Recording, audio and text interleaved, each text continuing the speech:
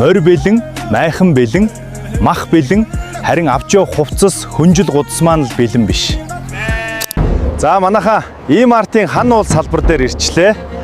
E-Mart-ийн бэ 1 давхарт Баблмен гэдэг өөртөө үйлчлэх угаалгын газар байдгсан. За ороод үзье.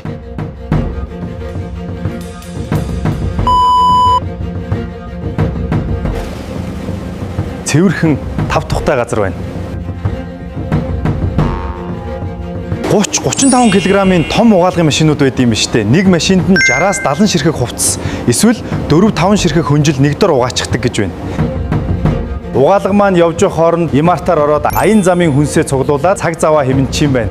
Угаагаад хатаахад ганцхан цаг боллоо шүү дээ. Үнэхээр амар юм аа. Цэмби итлэн сайн угаачихсан байна. За, ингээд аян замдаа гаръя да. Дэлхийд ганцхан Монгол наадмаараа Дэнж хотойтол сайхан наадаарай.